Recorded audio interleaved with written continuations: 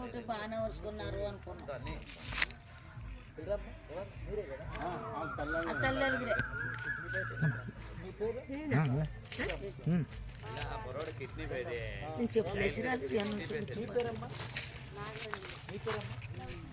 ఏం చదువుతున్నా? నీ పేరు ఏ క్లాస్? First class. ఇల్లండమ్మా. సరే, జరిగింది దురదృష్టం.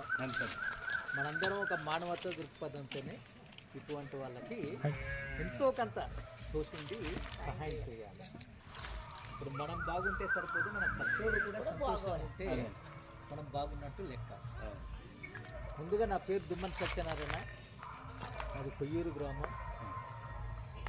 ఇలా సింగవరం గ్రామానికి చెందిన మన పాముల రాజు ఒక ఇల్లు దురదృష్టవశత్తు అగ్ని ప్రమాదంలో పూర్తి కాల్పోవడం జరిగింది.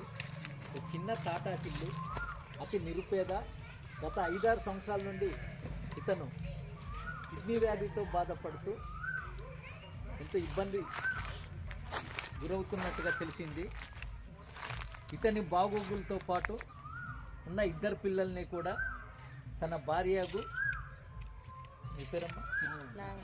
నాగమ్మని రోజు కూలి పనికి వెళ్తూ భర్తకు ఒకవైపు వారానికి 3 సార్లు డయాలసిస్ చేయిస్తూ అతనికి కావలసిన మందులు కొంటూ పిల్లలకి కూడా ప్రభుత్వ పాఠశాలలో చదివిస్తుంది.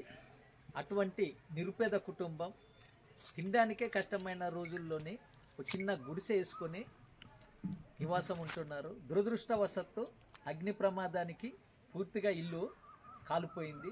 పత్రికా ముఖంగా మేము చూసాము. మన విలేకరు వినోద్ కూడా మాకు తెలియజేశారు. మానవతా దృక్పథంతో ఎంతో కొంత సహాయం చేయాలి అనే ఉద్దేశంతో ఈరోజు మన సింగవరం గ్రామానికి రావడం జరిగింది. నా సహాయంగా ఒక 5,000 రూపాయలు ఇస్తున్నాను. ఇది మీరు సద్వినియోగపరచుకోవాలనేసి కోరుచున్నాను.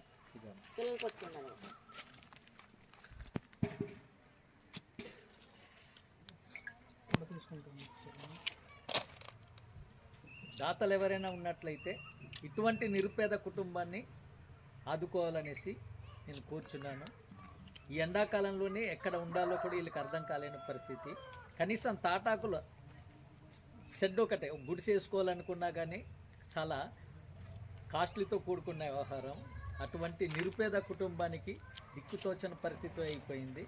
ఇటువంటి నిరుపేద కుటుంబానికి అవకాశం ఉన్న ప్రతి ఒక్కరు కూడా ఆదుకోవాలనేసి నేను కోరుచున్నాను.